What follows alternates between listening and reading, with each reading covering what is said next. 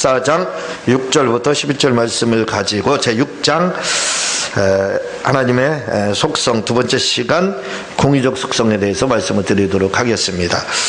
먼저 시간에 하나님의 그 비공의적 속성 이렇게 말씀을 드렸습니다. 하나님의 속성이다 그러면 우리가 개념부터 좀 정립을 해야 될 줄 압니다. 속성이라는 말은 성품 또는 본질 또는 우리가 쉽게 이야기하면 본성 이렇게 실체 하나님의 뜻 이렇게 보면 여러분들이 정확하게 알고 계시다 이렇게 보면 될 겁니다. 그래서 하나님만이 가지고 있는 그 본성, 실체, 본질, 성품이 뭐냐 할 때 하나님은 스스로 계신 분이다. 그래서 그분은 자존성을 가지고 계신다.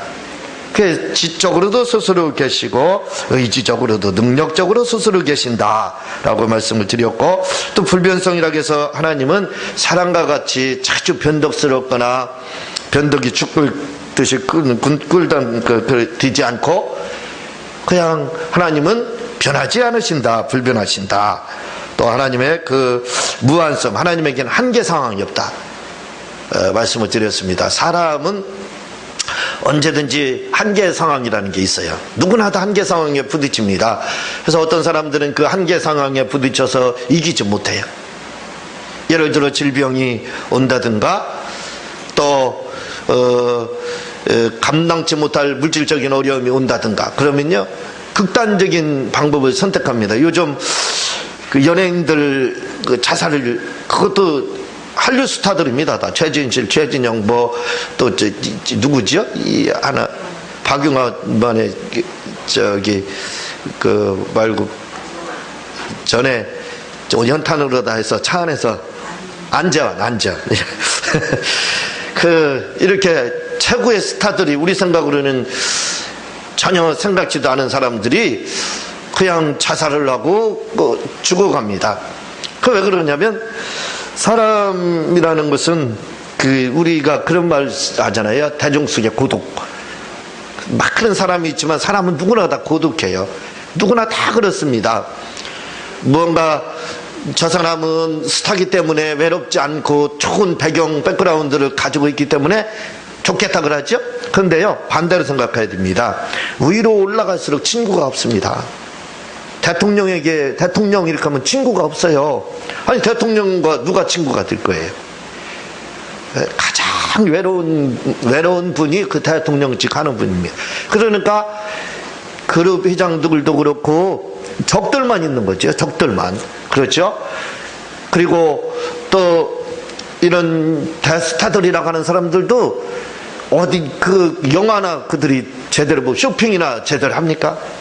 모자 뒤집어 쓰고 선글라스 쓰고 마스크 쓰고 한다잖아요. 그러니까 그런 데서의 그 한계를 극복하지 못합니다. 사람은. 그렇죠?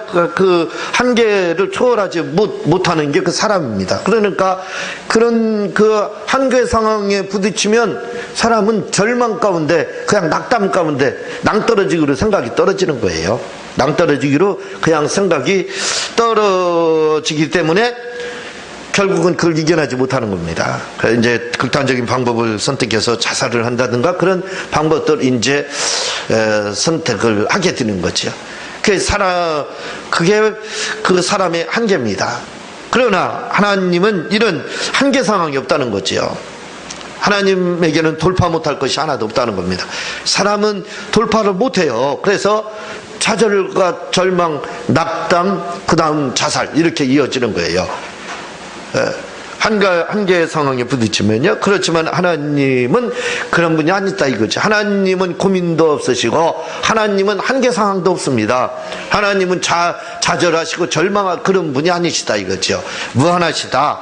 그게 이제 하나님만이 가지고 계신 독특한 그 특성입니다 라고 말씀을 드렸습니다. 그게 비공유적 속성 이렇게 말씀을 드렸어요. 그런데 이렇게 하나님의 그 속성이 사람에게 나타난 것이 있습니다. 하나님의 속성이 사람에게 드러났는데 그 하나님의 속성이 사람에게 드러난 것을 뭐라고 하냐면 공유적 속성 이렇게 말을 합니다. 말 그대로 공유한다 뜻이에요. 공유. 그렇죠? 공유한다는 것은 같이 갖는 것을 말을 하는 거예요.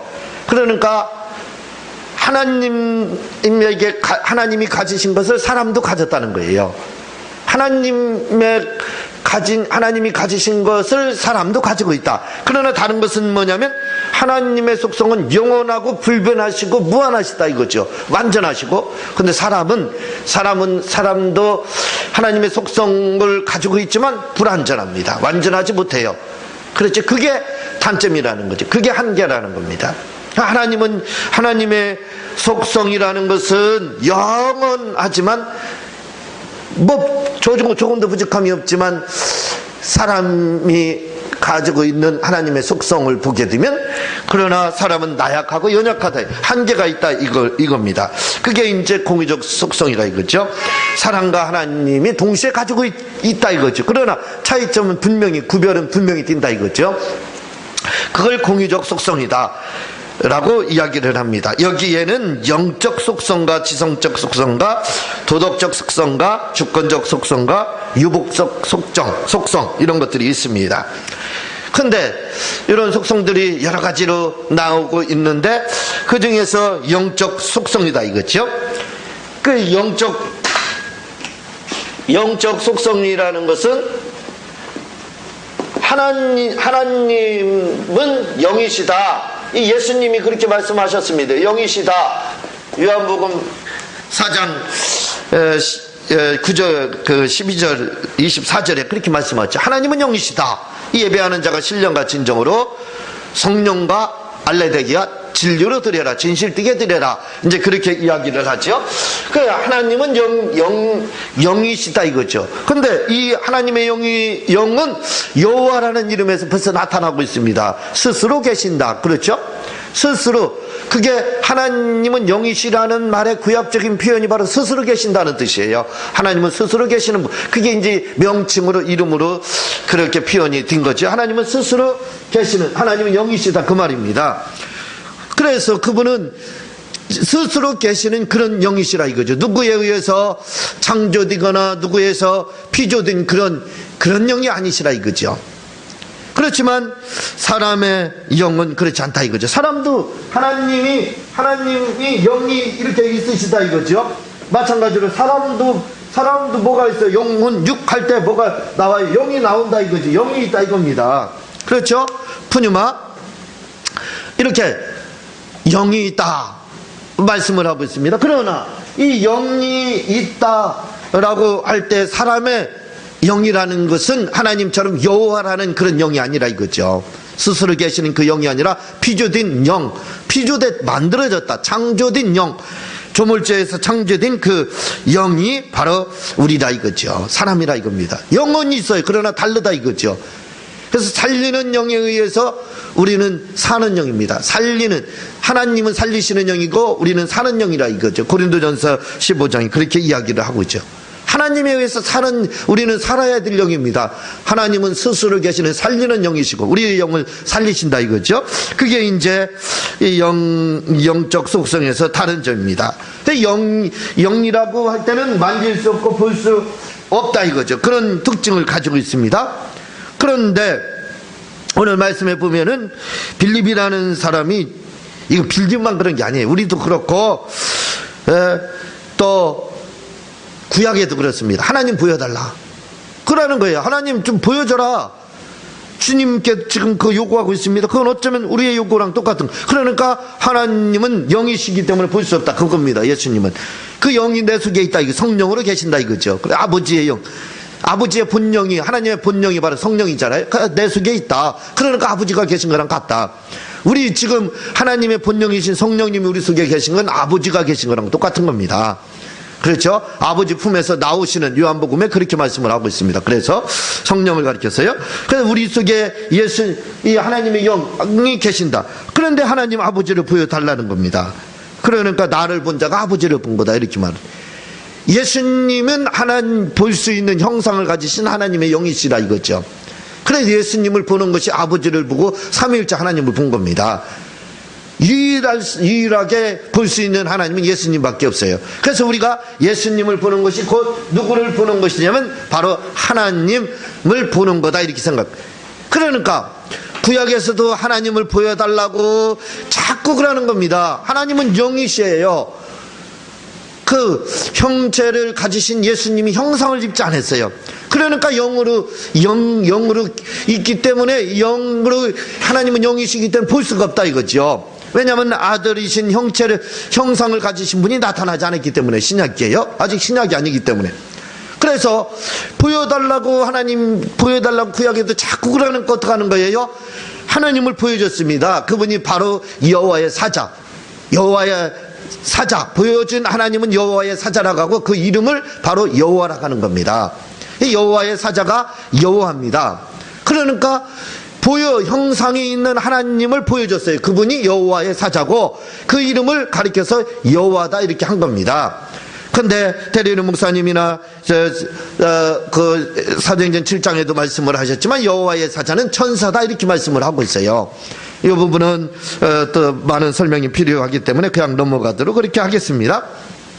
어쨌든 하나님께서 영이시기 때문에 볼 수 없는데 보여달라고 하니까 하나님이 마지못해도 보여줬어요. 구약에서 여호와의 사자로 하나님의 이름을 가지고 보여줬습니다. 그리고 그거로서 부족해서 하나님이 자꾸 사람들이 보여달라고 조르니까 어떻게 해요? 때를 쓰니까 할 수 없이 하나님이 보여주는 하나님이 계신데 그분이 바로 예수님입니다. 형체를 입고 말씀이 형체를 입고 오셨다 이거죠. 육체를 입었다는 겁니다. 그래서 하나님을 보여줬어요. 그분이 바로 예수님이시라 이거죠. 지금 이제 빌립이 보여달라 하나님, 이건 빌립만 믿음 없어서 그러는 게 아니에요. 구약에도 그렇고 지금도 그렇습니다. 그래서 볼 수 있는 하나님, 보여달라고 그러는 볼 수 있는 하나님이 누구예요? 바로 예수님입니다. 예수님. 그래서 우리가 천국에 가도 볼 수 있는 하나님은 예수님밖에 없다. 그렇게 말을 합니다. 그게 맞는 말입니다. 예수님만 보는 거예요. 그래서 아무리 입신에 들어가고 입신 할아버지 들어갔다 할지라도 보고 오는 것은 아버지를 봤다는 분은 없어요. 그렇죠? 예수님 보고 오셨다. 예수님 만났다. 이렇게 이야기해요. 당연한 겁니다. 그게 당연한 거예요. 그래서 하나님에게는 이런 하나님은 영이신 것처럼 사람에게도 영이 있지만 그러나 사람의 영은 완벽하지 못하고 부족하고 비교된 하나님이 살리는 영에 의해서 사는 영에 지나지 않는다는 거. 그게 이제 영적, 그렇죠. 공유하고 있다 이거. 똑같이 영이라 이거죠. 사람도. 그러나 다르다 이겁니다. 사람도 영적 존재지만 다르다 이거죠. 그게 이제 다른 거고 또 하나님의 이 공유적 속성에는 하나님의 성품이 사람에게 나타나는 것 중에 하나가 뭐냐면 지성적인 속성입니다. 지성적인 속성이라는 것은 우리가 지성하면 지식만을 생각하는데 지식과 지혜를 의미합니다. 지식과 지혜를 의미하는 거예요. 그리고 직관 이런 것들을 의미하는데 이걸 이제 지식이다. 지성적 속성이다. 이렇게 말을 하는 겁니다. 근데 하나님의 지식이라는 것은 전지하다 이거죠. 그렇죠. 우리가 하나님의 지식을 전지하다 이렇게 말을 합니다. 그래서 전지전능 이렇게 이야기하잖아요. 그래서 하나님의 지식이라는 것은 완벽합니다. 우리는 불을 끄고 책을 읽으라면 읽을 수가 없어요. 어두우니까. 그렇죠? 그리고 이 장애물 넘어 뭐가 있는지 모릅니다. 우리는 그냥 장애물 넘어 뭐 있는지도 모르고 불만 꺼도 내 앞에 뭐 있는지 몰라요. 그렇죠? 우리는 아르니까 어디 있겠다 하지만 처음 보는 데다 그렇게 하면 어떻게 알아? 어디 있는 줄 알아요. 그래서 드라마나 영화를 보면 납치할 때 눈을 가리고 가서 놓잖아요. 그럼 어디로 갔는지 모르는 거예요. 거기가 어딘지 미국인지 한국인지 그것도 모르는 거예요. 왜? 사람의 지식이라는 것은 그렇게 한계 있습니다. 장애에 의해서 어둠에 의해서 차단이 돼요. 사람의 지식이라는 것. 그리고 이 머리라는 거 뇌 아인슈타인이 10%라겠나요? 0.2%라고 했나요? 어쨌든 그 정도 머리를 썼다는 거예요. 그런데 아인슈타인이 최고의 두뇌를 가졌다고 그랬잖아요. 최고 많이 머리를 썼다는 겁니다. 따지고 보면 별것도 아니에요. 그렇죠? 그렇게 사람의 머리는 한계가 있습니다. 안 돼요. 더 이상 발견할 수 없는 거예요. 저는 신문지상에 가끔 나오는 게 뭐냐면 어느 별자리 하나 발견했다. 나는 그거 보면요 충격적이에요. 왜 충격적이냐면 너무 무식한 거예요. 사실은요. 그렇죠. 수많은 별 중에 하나 발견하는 게 뭐 대단해요. 그렇죠. 그런데 사람의 무게는 굉장히 대단한 겁니다. 사람의 지식은 그렇게 한계가 있어요. 몇백 광년, 몇십억 광년 넘어서는 몰라요. 그거 할 수가 없습니다. 그게 사람의 지식의 한계다 이거죠. 그렇지만 하나님의 지식이라는 것은 전혀 뜻밖이지요. 막힘이 없습니다. 그냥 아무리 어두운다고 해서 하나님께서 모르실까요? 우리가 지하의 바다 끝에 저 음부 가운데 숨어 있다 할지라도 모르겠어요. 옛날에 꿩을 쫓아본 분들은 알아요. 그렇죠. 꿩 잡으러 가서 꿩을 우리 어렸을 때 꿩을 쫓아봤는데 꿩을 막 쫓으면요 꿩이 도망가다 어디로 가냐면 모가지를 수풀에다 팍 박고 있어요. 꽁지 엉덩이는 다 나와 있고 자기만 숨으면 다 숨은 줄 알아. 그게 이제 사람의 지식과 똑같다 이거죠. 그렇죠. 사람의 지식은 마치 그런 겁니다. 한계에 부딪혀요. 더 이상 어떻게 할 수가 없습니다. 장애에 부딪혀요. 그렇지만 하나님의 지식이라는 것은 하나님의 지성적인 이 속성이라는 것은 우리하고 구별될 정도가 아니라 비교조차 안 됩니다. 그게 이제 하나님의 지성적 속성의 지식입니다. 전지하시다 이거죠. 그냥 그거 생각하면 돼요. 하나님의 지식은 전지하시다. 우리의 지식은 전지가 아니라 그냥 0.2% 한다 이렇게 생각. 아인슈타인이 0.2% 아니면 20%인지 잘 기억이 안 나요. 어쨌든 0.2% 치면은 우리는 0.0001%도 안 될 거예요. 그 정도로 우리는 전지하지 못하다는 거, 우리가 그걸 기억을 해요. 하나님의 지식은 전지하시다. 그리고 하나님도 지식이 있는 것처럼 우리도 그렇게 그게 바로 공유하고 있다 이거죠. 하나님 지식을 가지고 있는 것처럼 우리도 지식을 가지고 공유하고 있다 이 말입니다. 또 하나님은 지혜를 가지고 계시다 이거죠. 그거 마찬가지로 사람도 지혜를 가지고 있어요. 그러나 사람의 지혜라는 건 어느 정도 되겠어요. 그렇죠. 솔로몬이 가장 지혜로웠다 이렇게 이야기하지만 솔로몬이 얼마나 지혜했는지 모르는 게 없었다는 거예요. 그렇죠. 물고기에 대해서도 박식하고 나무에 대해서 하늘에 대해서 그를 쫓아 논할 수 없을 정도로 모든 분야를 통달했다 이렇게 보면 되는 거예요. 그렇지만 솔로몬이 가지고 있는 지식과 지혜, 그게 그렇게 사람이 보기엔 대단하잖아요? 근데 지식을 활용하는 걸 지혜거든요. 지식을 응용하는 거예요. 그래서 한 가지 지식을 100가지 응용하는 사람을 지혜롭다고 하는 거예요. 근데 이걸 어떻게 알 수 있냐면요. 어떤 사람은 굉장히 많이 공부를 했어요. 근데 설명하다 보면 한 가지도 설명을 제대로 못하는 분이 있어요. 근데 어떤 사람은 공부는 많이 못하고 잘 몰라요. 저 같은 사람이죠. 좀 무식해. 아는 건 저거. 근데 이걸 한 가지를 응용을 막 수백 가지, 수천 가지를 하는, 그걸 지혜롭다 이렇게 하는 거예요. 그래서 하나님이 가지신 지식을 그대로 펼친 걸, 그걸 하나님의 지혜다 이렇게 하는 거예요. 근데 그런 지혜가 바로 사람에게도 있잖아요. 그래서 하나님의 공의적 속성에서 하나님의 영적 속성을 사람이 가지고 있는 것처럼 또 지성적 속성을 사람이 또 이렇게 가지고 있다. 그래서 하나님이 지식 가지고 계신 것처럼 또 하나님이 지혜를 가지고 계신 것처럼 사람도 지식을 가지고 있고 사람도 또 지혜를 가지고 있다. 이렇게 이야기를 하는 겁니다. 또 하나님의 공의적 속성, 사람과 하나님의 똑같이 공유하고 있는 속성 중에 하나가 도덕적 속성이에요. 도덕적 속성을 가지고 있지만 사람의 도덕적 속성이라는 것은 사실은 완벽하지 못하다. 이 도덕적 속성이라고 하는 하나님은 거룩하시다. 우리가 대표적으로 그러는 거지. 거룩 또는 의 또는 선, 뭐 여러 가지 이렇게 이제 나오지요. 뭐 궁일이 여기는 것도, 불쌍히 여기는 것도, 또 은혜를 베푸는 이런 것들이 다 이 도덕적인 속성입니다. 사람에게도 그런 도덕적인 속성이 있어요. 거룩함을 추구하는 것이 있습니다. 근데 사람의 거룩함이라는 게 도대체 얼마나 거룩하겠어요? 즉 묻지 않아도 잘할 겁니다. 저도 사람이고 여러분도 사람이기 때문에 우리가 얼마나 구별되고 거룩하냐,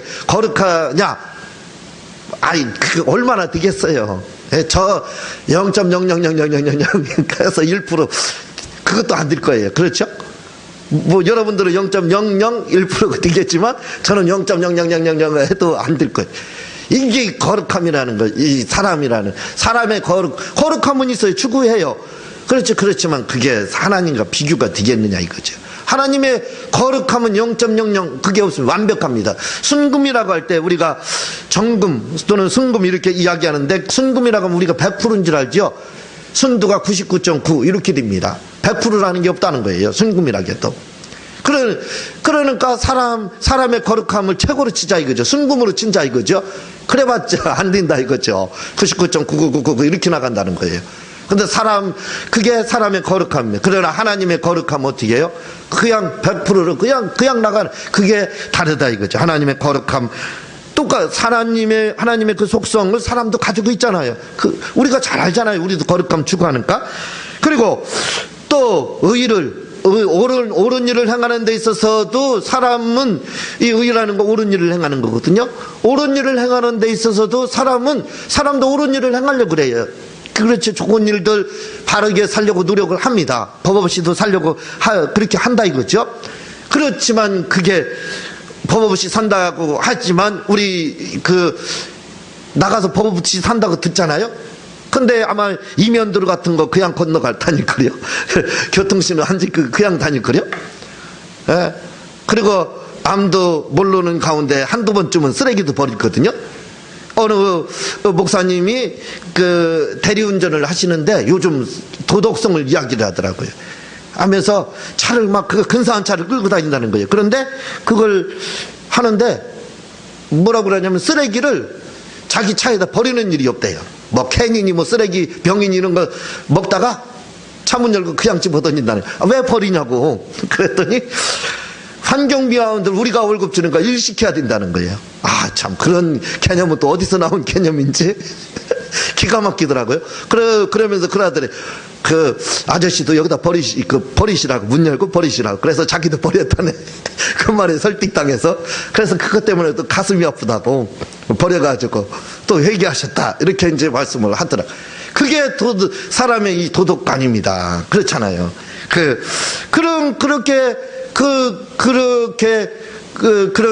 우리가 아무리 법 없이 산다고 하는 의로운 사람이라고 할지라도 그렇다 이거죠. 그런 한두 번의 죄가 없느냐. 그렇지만 하나님은 그러시지 않다. 완벽하신 그런 분이다 하는 것을 우리가 기억을 해야 됩니다. 또 우리가 선을 또 행한다 이거죠. 하나님은 선하신 분이다 이거죠. 그래서 부자 청년이 예수님을 향해서 선하신 분이다 이렇게 물으니까 예수님이 선하신 분은 오직 한 분밖에 없다 이렇게 이야기를 합니다. 그러니까 선이라는 것도 우리가 보면은 사람도 그 선을 추구한다 이거죠. 선이라는 것은 바로 궁일이 여기고 또 은혜를 베풀려 가고 또 불쌍히 여기는 것, 이 관용하려 그런 것들을 선이라고 하는 겁니다. 그런 것들이 사람에게도 그런 마음들이 있어요. 그렇죠. 있잖아요. 근데 그게 뭐 오래 가냐 이거죠. 그게 하나님과 같이 완벽하느냐 이거죠. 그렇지 않아요. 예? 제가 요즘 방송에 책 광고를 해가지고 막 전화가 와요. 근데 참 별의별 사람들이 다 있습니다. 제가 이 책 장사를 안 해봤으면, 책 사업을 안 했으면 잘 몰랐을 거예요. 성도들이 어떤 분인지 좋은 줄만 알았을 거예요. 근데 책 사업을 하다 보니까 참 못된 사람들 많다는 거 많이 발견을 해요. 관용이라는 거, 궁일이 여기는 거 눈곱만큼도 없는 사람들이 얼마나 많은지 몰라요. 이게 그렇지만 이 사람들도요 관용을 베풀다 이해하고 용서하다 하다가 내가 언제까지 이렇게 해야 되나 하면서 화날 때가 있잖아요. 그렇잖아요. 참다 더 이상 못 참을 때 얼마나 많냐 이거예요. 그래서 실수하는 경우가 우리가 굉장히 많지 않습니까? 그러니까 사람의 이런 선이라고 하는 것도 보면은 별거 아니에요. 뭐 오래 가지도 못합니다. 얼마나 가요? 그렇죠? 예를 들어 용서를 70년 80년 한다고 쳐요. 관용을 그렇게 궁휼하심과 은혜를 그렇게 베푼다고 쳐요. 그 사람이 완벽하게 했다고 쳐요. 그렇지만 그 완벽한 선이라고 하는 것조차도 60년 70년 살아있을 때뿐입니다. 영원하지는 못해요. 그렇죠. 그런 사람도 없지만, 그러니까 사람의 이런 선이라는 거, 이런 것들도 사실 따지고 보면 아무것도 아닙니다. 별거 아니에요. 그렇죠. 이런 선을 행하려고 하는 것도 별거 아니에요. 이 궁휼히 여기는 것도 계속 궁휼히 여기느냐, 그게 안 돼요. 우리도 그런 것들을 많이 해봤기 때문에 하는데, 그래도 보면 상처를, 제가 언제 주일날 말씀을 드렸지만, 상처를 끊임없이 받다 보면요, 이제는 궁휼히 여기고 싶은 마음도 사라질 때가 많다니까요. 항복합니다. 항복 상태가 돼요. 더 이상 못하겠다, 그거예요. 그렇게 포기 상태로 가게 되는 것을 이게 사람의 선이라 이거죠. 사람의 선은 어느 정도입니다. 더 이상 끝까지 할 수도 없어요. 그렇지만 하나님은 그런 분이 아니다 이거죠. 하나님은 그의 선은 영원하시다, 이렇게 보면 되는 거예요. 또 이제 주권적 속성이라는 게 있습니다. 그 주권적 속성이라고 하는 것은 이 주권이라는 뜻을 말을 하는 겁니다. 하나님의 뜻, 블루마의 뜻을 이야기를 하는 것인데, 이것을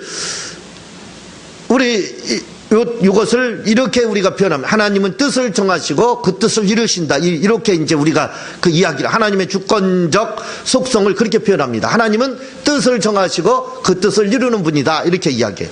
그걸 이제 주권적 속성에서 그렇게 이야기를 우리식으로 표현을 그렇게 하는데, 그걸 바로 주권적 속성이라고 하는데, 사람도 그렇지 않습니까? 사람도 뜻을 정해요. 그죠? 그리고 그것을 뜻을 이루려고 합니다. 이렇게 뜻을 정하는 걸 가리켜서 주권적 의지, 이렇게 말을 합니다. 의지는 뭔가 뜻을 정한 거, 행하려고 하는 걸 바로 이제 의지라고 하는데, 이것을 여기에는 작정적 의지와 교훈적 의지가 있게 됩니다. 하나님은 뜻을 정하신다 이거죠. 뜻을 정하시는데 그 뜻이 뭐냐? 작정. 하나님이 정하신 뜻은 작정적 뜻이다. 그 영원한 것을 말을 하고 있거든요. 그래서 우리가 하나님께서 작정하신 것이 창조나 보존이나 예수님께서 이 땅에 오실 것, 부활이나 이런 것들, 심판이나 이런 것들을 바로 이제 작정적 의지다, 이렇게. 하나님이 뜻을 정하셨다, 이거 우리 이 말이 쉽게 이야기하면 작정적 의지라는 거 뭐냐면 작정했다 이 말입니다. 우리가 그렇게 이야기하잖아요. 내 작정을 했다, 내가 어떻게 하기로. 그걸 말을 하는 거예요. 아예 작정한 걸 말을 하는 거예요. 이게 이제 하나님께서 내재하신 그 뜻이고, 그리고 이제 요걸 나타낸 걸 교훈적 의지라고 하는데, 계시됐다. 그래서 그게 이제 계시돼서 하나님의 뜻이 나타난 거, 하나님의 뜻이 나타난 걸 우리가 성경 이야기, 성경이다, 이렇게 하는 겁니다. 그러니까 사람도 뜻을 정한다 이거죠. 작정도 한다 이거죠. 그렇죠? 작정하잖아요. 내가 작심삼일이라는 말도 있습니다. 이게 작정하고 3일밖에, 작심삼일은 그게 또 오래 가는 거예요. 그렇죠? 요즘은 그냥 아침에 변했다 저녁에 또 다른 말 하는 경우 얼마나 많아요. 그렇잖아요. 아침 저녁으로 우리가 바뀌는 경우가 얼마나 많습니까?